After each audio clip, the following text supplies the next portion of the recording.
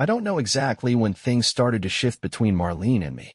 Maybe it was slow, creeping in like a fog I didn't notice until I couldn't see in front of me anymore.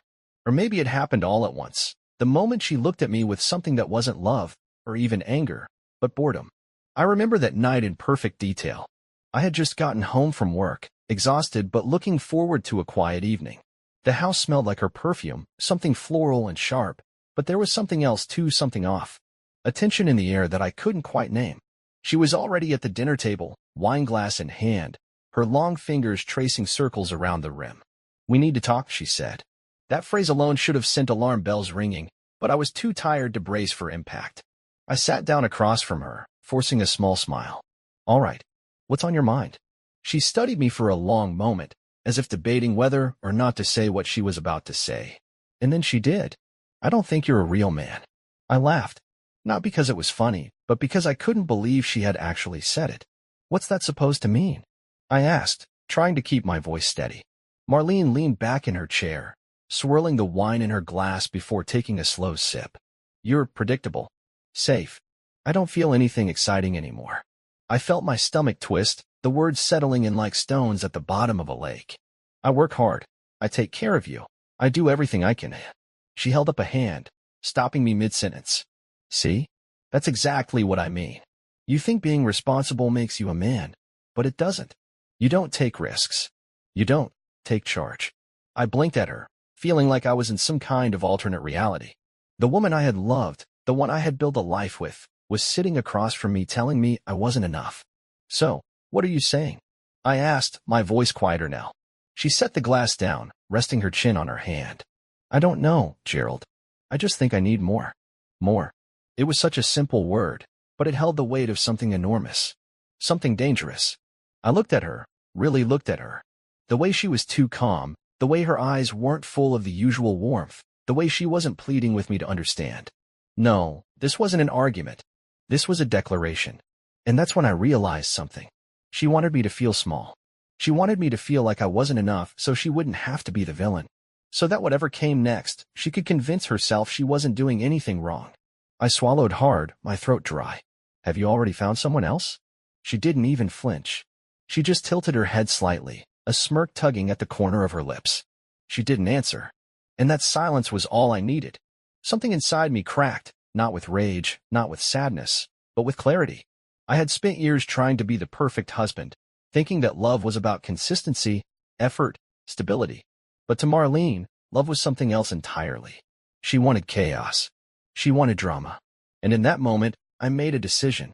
If she thought I wasn't a real man, then maybe it was time to stop trying to be the man she wanted. Maybe it was time to be something else entirely. So I stood up. "All right, Marlene," I said, my voice steady. "If that's how you feel, I won't argue with you." She blinked, clearly surprised. She had expected a fight. She had expected me to beg. But I just grabbed my jacket, picked up my keys, and walked toward the door. "Where are you going?" she called after me. I didn't even turn around. "To figure out what comes next," I said. And I left. This was just the beginning. I drove for hours. I didn't have a destination in mind, only the need to be anywhere but home. The road stretched ahead of me, dark and empty, the headlights cutting through the night like a blade. My mind was racing, but at the same time, it was blank, like my body was on autopilot while my thoughts tried to catch up to what had just happened. Marlene's words echoed in my head. "You're not a real man." I gripped the steering wheel tighter, my knuckles white. What did that even mean? I had done everything right. I had built a life with her. I had given her stability, love, commitment. Wasn't that enough? But no. She needed more. More excitement. More danger. More of something I apparently wasn't giving her. And yet, she hadn't denied it when I asked if she had someone else. That smirk, that silence, it told me everything. She wanted me to suspect. She wanted me to feel small. And I had almost let her. But not anymore. I pulled into a gas station, the fluorescent lights humming above me as I parked. I needed a minute to breathe, to stop my hands from shaking. I stepped out, the cool night air hitting my face, and walked inside.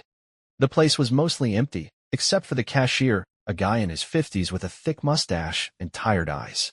I grabbed a bottle of water, paid, and was about to head back to my car when something stopped me. A man was leaning against the counter, laughing into his phone. He had that look, expensive watch, tailored clothes, the easy confidence of someone who knew they were wanted. Yeah, man, she was all over me. Said her husband was boring as hell, he chuckled. Can you believe that? Some poor guy out there thinks he's got it all figured out. Meanwhile, his wife is sneaking around with. I froze. Every nerve in my body went on high alert. It couldn't be. The guy hadn't said a name. He hadn't given any details. But the way he talked, the arrogance in his voice, it made my skin crawl. I didn't even think. Before I knew it, I was walking straight up to him. Who's the woman? I asked, my voice calm too calm. The guy turned to me, raising an eyebrow. Excuse me. The woman you're talking about, I repeated, locking eyes with him. What's her name? For a second, he just stared at me. Then, a slow smirk spread across his face. What? You think it's your wife or something? He said, amused. Buddy, if you have to ask, you already know the answer. Something inside me shifted. I had spent years being the quiet, reliable husband. The man who avoided conflict. The man who put his wife's happiness above everything else. And what had it gotten me? Nothing. I took a step closer, and for the first time in a long time, I didn't feel small. I felt awake. The guy's smirk faltered just a little. He wasn't expecting me to stand my ground. He was expecting the usual, an embarrassed husband, a man who would back down, who would look away. Not tonight. Enjoy it while it lasts, I said, my voice steady. Because trust me, it won't. I turned and walked out without another word. I didn't need to know for sure if it was Marlene. I already knew the kind of man she wanted. And if it wasn't this guy, it was someone like him. But she was about to learn something, too. She had spent years molding me into the perfect, safe husband. That version of me was gone. I got into my car, started the engine, and smiled for the first time that night. This wasn't the end. It was just the beginning. I didn't go home that night. I couldn't. Instead, I drove aimlessly, letting the empty roads stretch ahead like an open book, waiting to be filled with something new. The weight in my chest had lifted, but in its place was something else. A clarity I hadn't felt in years. I pulled over at a 24-hour diner on the outskirts of town. The kind of place where the coffee was burnt, the floors were always slightly sticky, and the waitresses had seen too much of life to care about anything but getting through their shift. I slid into a booth, rubbing a hand down my face. I felt exhausted, but my mind was still running at full speed. I thought about Marlene, about her smug little smirk, about the way she had just decided I wasn't a man in her eyes anymore, like it was a fact written in stone. Had she ever respected me? Had I just been some reliable placeholder while she looked for someone better? The thought made my stomach twist. What can I get you, hon? I looked up. The waitress, a woman in her late 40s with kind eyes and a faded name tag that read Gloria, was staring at me, pen poised above her notepad. Just coffee, I said. She nodded and shuffled off. I leaned back against the booth, staring out the window. The neon sign outside flickered, half the letters dead, leaving behind something unreadable. It felt fitting. Like everything I thought I knew had been scrambled overnight, and now I was left to pick up the pieces. When Gloria returned, she set the coffee down with a knowing look. Long night? She asked. I let out a short, humorless laugh. Something like that. She didn't push for details. Just refilled a sugar dispenser at the counter, humming an old tune under her breath. And that's when it hit me. For the first time in a long time, I was alone. Not just physically, but emotionally. No expectations. No pressure. No one waiting for me at home with a sigh and a disappointed glance. And instead of feeling lost, I felt something else entirely. Relief. I had spent so long trying to hold on to Marlene, bending over backward to be the man she wanted. But what if? I didn't have to be? What if I could just exist on my own terms? What if, instead of mourning what I'd lost, I started building something better? I took a sip of the bitter coffee and made a decision. I wasn't going back tonight. Maybe not ever. I reached for my phone and scrolled through my contacts. There was only one person I wanted to talk to. Someone I hadn't reached out to in years. I hesitated for a moment, then hit call. The phone rang twice before a familiar voice picked up. Gerald? Damn, man. I thought you were dead. I chuckled, shaking my head. Not dead. Just overdue for a change. Silence. Then a knowing sigh. Marlene. I exhaled slowly. Yeah. She finally did it. Huh? Yeah. About time you woke up. I frowned. What's that supposed to mean? It means, my old friend said, I've been waiting for years for you to realize she never deserved you. I stared at the chipped edge of my coffee cup, his words settling deep. Maybe, just maybe, he was right. and maybe it was time to start proving it. I ended up at an old motel, the kind where the neon sign buzzed like an insect and half the rooms probably hadn't been cleaned properly in years. But I didn't care. I needed a place to think.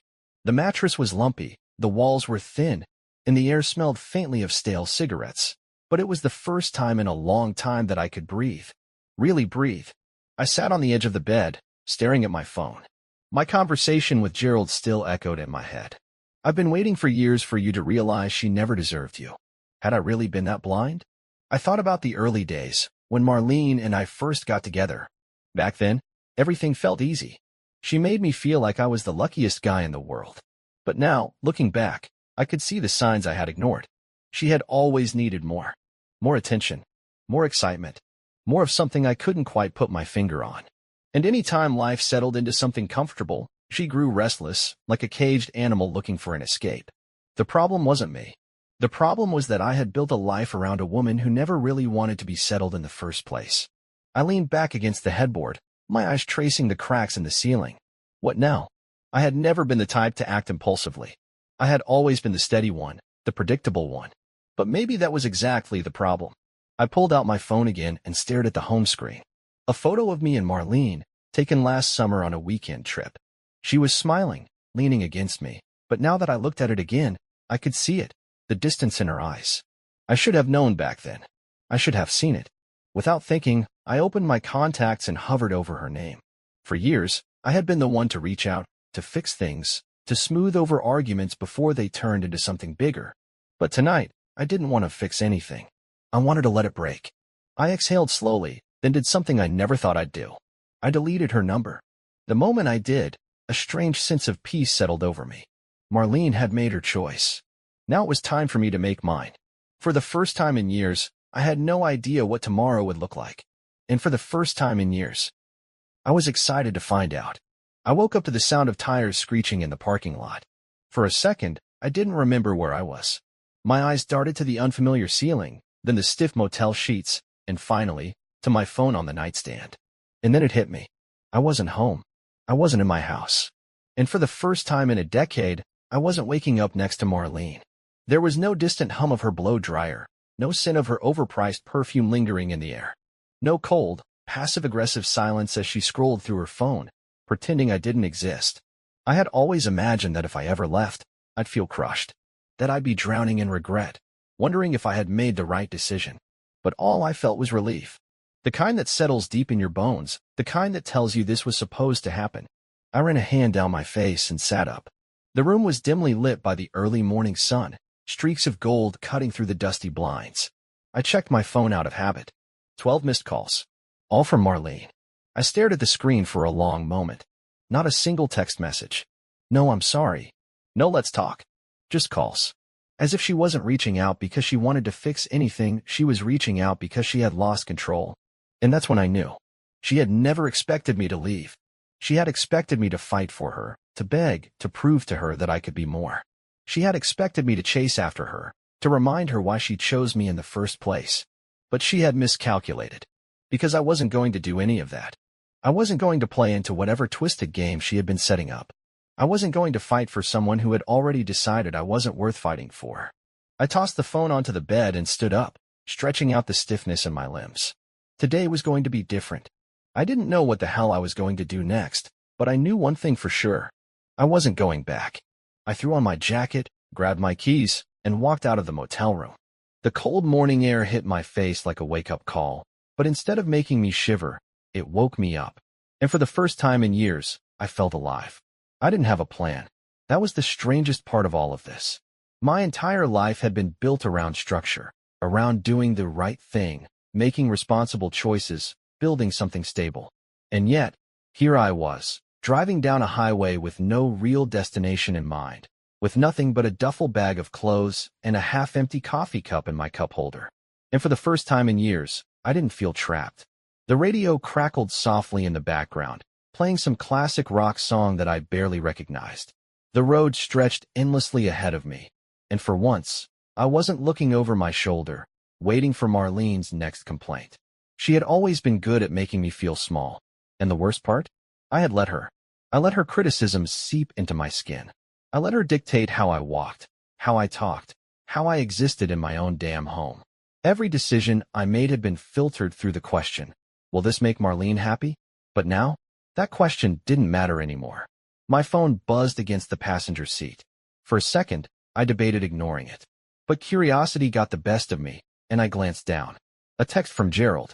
Gerald, did you go back? I smirked. Not a chance. I typed back a quick response. Me. I think I just quit my life. A few moments passed before the dots appeared. Then, Gerald, good. It wasn't yours to begin with.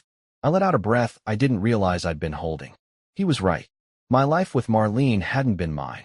It had been hers. I had been a supporting character in her story, a placeholder until she decided she wanted something else. And now, for the first time, I had a blank page in front of me. The thought was terrifying and exhilarating. I pulled off at a small roadside diner, the kind with flickering neon signs and a parking lot full of semi-trucks. A place where nobody knew my name. I needed to sit, to think, to process what was happening. Inside, the scent of fresh coffee and sizzling bacon filled the air. A waitress, mid-50s, tired eyes but a warm smile, greeted me as I slid into a booth. Morning, hon, what can I get ya? Just coffee, I said. Then, after a second, and maybe some pancakes. I think I need to remind myself what food tastes like when I'm not eating in a silent house. She chuckled, scribbling on her notepad. Rough night. I hesitated, then nodded. Rough decade. She gave me a knowing look before walking off. I leaned back in my seat, exhaling slowly. This was the first meal I had ordered just for me in a long time. Not to please Marlene. Not to keep up some image of the perfect husband. Just because I wanted pancakes. And somehow, that felt like the first real decision I had made in years. The pancakes arrived steaming hot, drowning in syrup, with a side of crispy bacon that smelled like something close to heaven. I hadn't realized how hungry I was until that moment. I picked up my fork and took a bite, expecting just an average breakfast. But something about it hit differently. Maybe it was the fact that for the first time in years, I wasn't sitting across from Marlene, watching her pick at a salad, while making some passive-aggressive comment about my food choices. You're really eating that? She'd say, her lips curling in amusement. Or worse, she'd give me that long, pitying look. The one that made me feel like a child instead of a grown man. I swallowed, forcing those memories away. This was different. This was mine. The waitress, whose name tag read Linda, returned with a fresh pot of coffee. She refilled my cup, glancing at me like she was debating whether to say something. Finally, she asked, you passing through or running from something? I let out a small chuckle, stirring my coffee. Maybe a little of both. She nodded knowingly. That's how most people end up here. I took another sip, feeling the warmth spread through me. And what about you? She smiled, shaking her head. Oh, I ran a long time ago. Just ended up stopping here. I wanted to ask more, but I got the feeling that was as much as she was willing to share. Linda moved on to another table, and I turned my attention back to my phone. Another text from Gerald. Gerald, you still breathing? Me, yeah. Eating pancakes like a free man. A few seconds later, he responded. Gerald, proud of you. Now what's the plan? The question made me pause. The plan? For so long, the plan had always been Marlene. Keeping her happy, keeping things stable, making sure our life followed the script we had written together. But that script had been shredded. I glanced around the diner. The truckers, the travelers, the people with their own stories, their own pasts and futures. I had spent my entire life trying to be someone something. Maybe it was time to just be me. Me. For the first time, I don't have one. Gerald responded almost immediately. Gerald, then maybe you're finally doing it right. I let out a slow breath. He was right. For the first time, I wasn't chasing after something.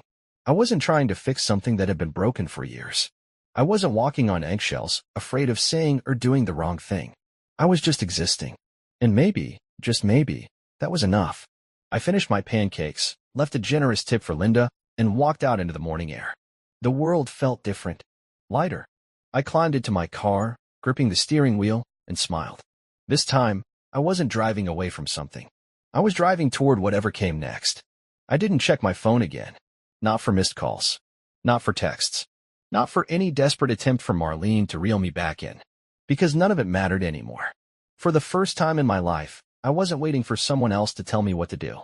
I wasn't trying to fit into a mold that someone else had carved for me. I wasn't walking a path someone else had mapped out. I was free. The diner faded into the rearview mirror as I pulled back onto the highway.